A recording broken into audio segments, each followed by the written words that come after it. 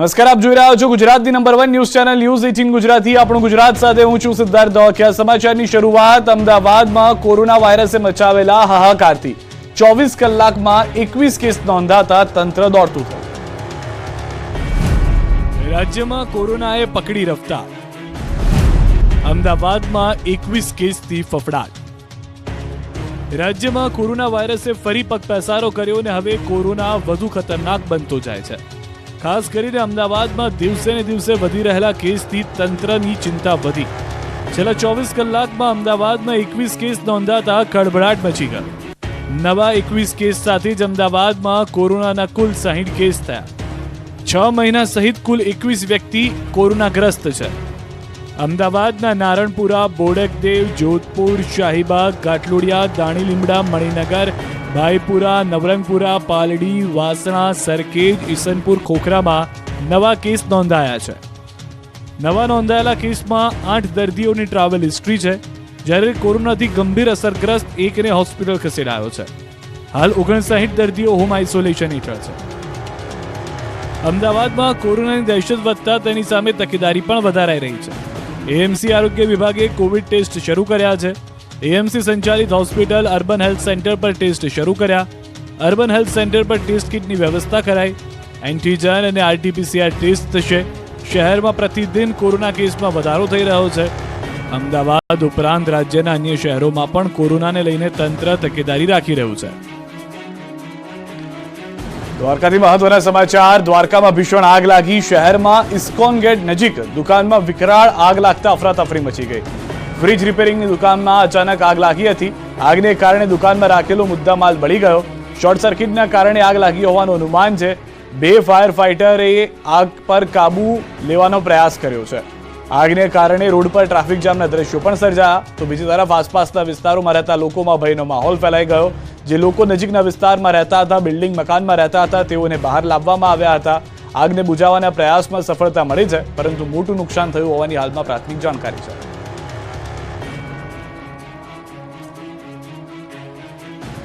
નવા વર્ષ પહેલા રાજ્યભરમાં બુટલેગરો બેફામ બન્યા। રાજકોટમાં તો 2 સ્થળોએ દારૂ પકડાયો। 2023ના અંતિમ દિવસે પોલીસે બુટલેગરો પર તવાઈ બોલાવી। ખાસ કરીને રાજકોટમાં પોલીસે કડક કાર્યવાહી કરતા 2 સ્થળોએ દારૂ ઝડપ્યો। 31 પહેલા રાજકોટમાં બુટલેગરના ઘરમાંથી દારૂ જપ્ત કર્યો। લિસ્ટેડ બુટલેગરના ઘરમાંથી મળ્યો દારૂનો જથ્થો। સ્ટેટ મોનિટરિંગ સેલ ગંજીવાડા વિસ્તારમાં બુટલેગર હિતેશ મજેઠિયાના ઘરમાં રેડ કરી। ઘરમાં ચોરખાનું બનાવીને બુટલેગરે દારૂ સંતાડ્યો હતો। ઘરમાં ટેબલ નીચે ખાડો કરીને દારૂ સંતાડવા માટે ખાનું બનાવ્યું હતું। જો કે રેડ પહેલા જ આરોપી હિતેશ મજેઠિયા ફરાર થઈ ગયો। આ તરફ રાજકોટમાં વધુ એક સ્થળે 31 પહેલા દારૂ હેરાફેરી માટે બુટલેગરોના કિમિયા ઉઘાડા પડ્યા। સંત કબીર રોડ પર મકાનમાં બનાવાયું હતું ચોરખાનું। ઘરમાં ચોરખાનું બનાવી દારૂ સંતાડ્યો હતો, પરંતુ એલસીબીએ 300 બોટલ દારૂનો જથ્થો પકડી પાડ્યો। ઘરમાંથી દારૂ પકડ્યો, પરંતુ બુટલેગર પિતા પુત્ર દિલીપ ચંદારાણા અને પ્રતિક ચંદારાણા ફરાર થઈ ગયા। વર્ષના અંતિમ દિવસે બુટલેગરો અને આંતરરાજ્ય સરહદ પરથી પોલીસની ચાંપતી નજર હતી। સાબરકાંઠાના ઈડરમાં સ્ટેટ મોનિટરિંગ સેલે દરોડા પાડીને વિદેશી દારૂનો જથ્થો ઝડપી લીધો। રાજસ્થાનમાંથી મોટા પ્રમાણમાં દારૂ અમદાવાદ લવાઈ રહ્યો હતો।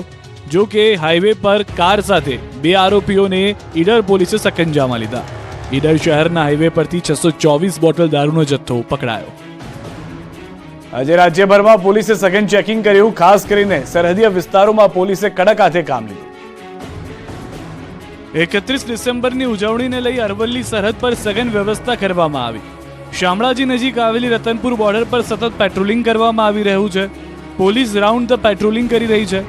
2 ડીવાયએસપી, 9 પીઆઈ, 380 પોલીસ જવાનોને બંદોબસ્તમાં ગોઠવી દેવામાં આવ્યા। સરહદ વિસ્તારના ગેસ્ટ હાઉસ અને હોટલમાં પણ પોલીસ દ્વારા સતત ચેકિંગ કરવામાં આવ્યું। આ તરફ વલસાડ જિલ્લામાં પોલીસ એલર્ટ મોડ પર। દારૂની છૂટ ધરાવતા સંઘ પ્રદેશ દમણ, દાદરાનગર હવેલી અને મહારાષ્ટ્રની બોર્ડર પર પોલીસ પહેરો ગોઠવી ચૂકી છે। વર્ષના અંતિમ દિવસે સરહદ પર પોલીસે વાહનોનું સઘન ચેકિંગ કર્યું। મહત્વપૂર્ણ છે કે રાજ્યના પાડોશમાં આવેલા સંઘ પ્રદેશ દમણ, દાદરાનગર હવેલી અને મહારાષ્ટ્રમાં દારૂની છૂટ છે। આથી 31ની ઉજવણી માટે મોટી સંખ્યામાં લોકોનો ધસારો રહેતો હોય છે, જેથી દારૂની ઘૂસણખોરી અટકાવવા વલસાડ જિલ્લા પોલીસ સતર્ક બની। 2023ના અંતે અંબાલાલે કરી ડરામણી આગાહી। કહ્યું નવા વર્ષમાં ત્રાટકશે ખૂંખાર વાવાઝોડા। નવા વર્ષ માટે અંબાલાલની મોટી આગાહી। 2024માં વાવાઝોડા સક્રિય થશે. 2024માં ઠંડી, ગરમી, વરસાદની સ્થિતિનું અનુમાન. હવામાન નિષ્ણાંત અંબાલાલ પટેલે નવા વર્ષે ચિંતાજનક આગાહી કરતા કહ્યું કે 2024ના વર્ષમાં વાવાઝોડા સક્રિય થતા રહેશે. 2024ના વર્ષ દરમિયાન મોટી હલચલ આવશે અને ત્યારબાદ કેટલાક વિસ્તારોમાં વાવાઝોડા પણ સક્રિય થવાની અંબાલાલે મોટી આગાહી કરી. 26મી એપ્રિલથી દરિયામાં હલચલ જોવા મળશે અને વાવાઝોડા સક્રિય થતા જોવા મળશે. બંગાળના ઉપસાગરમાં દક્ષિણ પૂર્વીય તટો ઉપર ખબરલી નાખે તેવા વાવાઝોડા થશે. 11-12 મેથી વાવાઝોડા પતન સ્વરૂપ ધારણ કરશે અને બંગાળ ઉપસાગરમાં અને અરબ સાગરમાં પણ હલચલ જોવા મળશે. નવા વર્ષમાં ઠંડી, ગરમી અને વરસાદની સ્થિતિ રહેશે અને સાથે જ હવામાન ગૂંચવણભર્યું રહેવાનું પણ અંબાલાલનું અનુમાન છે. નવા વર્ષની શરૂઆતમાં જ કમોસમી વરસાદ અને ત્યારબાદ ઉનાળામાં રેકોર્ડ તોડ ગરમી પડવાની પણ અંબાલાલે આગાહી કરી. 26મી એપ્રિલથી આગ ઝડપે ગરમી પડવાની શક્યતા રહે છે અને 11મી મેથી ગરમીનું પ્રમાણ વધશે. તે છેક લગભગ 15મી જૂન સુધી ગરમી રહેશે. ખેડાના કણજરીમાં અસામાજિક તત્વોના પથ્થરમારાના મામલે વિડીયો સામે આવ્યો છે. પથ્થરમારાની ઘટના સમયના વિડીયોમાં ખુલ્લેઆમ પથ્થરમારો કરતા કેટલાક શખ્સો નજરે પડ્યા છે. 2 ટોળાએ સામસામે કર્યો પથ્થરમારો. પથ્થરમારામાં એક વાહનને પણ નુકસાન થયું છે. પોલીસે ગુનો નોંધીને વધુ તપાસ હાથ ધરી. અત્યાર સુધીમાં ઘટનામાં 13 શખ્સોની અટકાયત થઈ ચૂકી છે.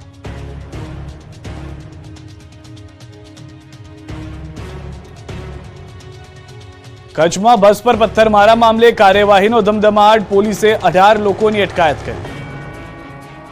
સામખિયાળી નજીક ચક્કાજામ અને પથ્થરમારાની ઘટના બાદ ઘેરા પ્રત્યાઘાત પડ્યા હતા.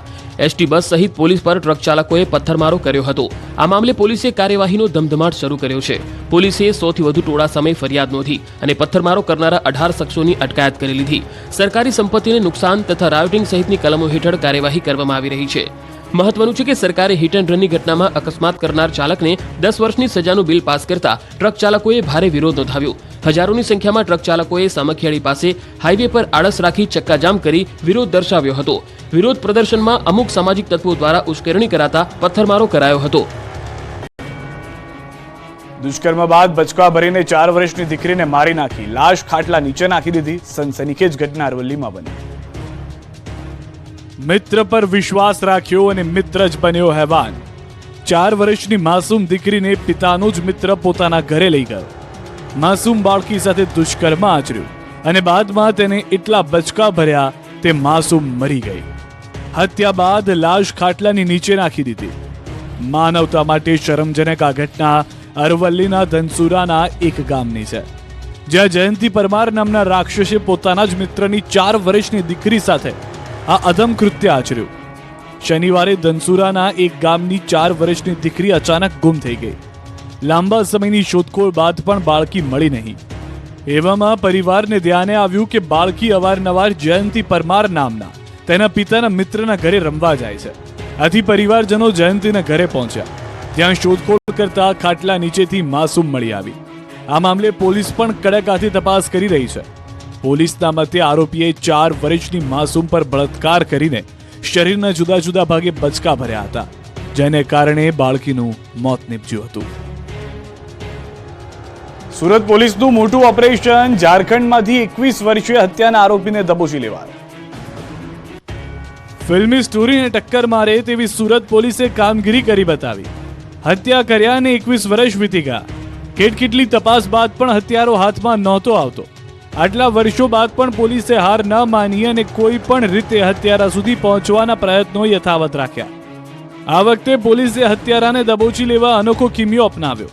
પોલીસને બાતમી મળી હતી કે હત્યારો ઝારખંડમાં છુપાઈને બેઠો છે, ત્યારે પોલીસે શાતીર આરોપી સુધી પહોંચવા ફિલ્મી સ્ટાઇલમાં વેશ પલટો કર્યો.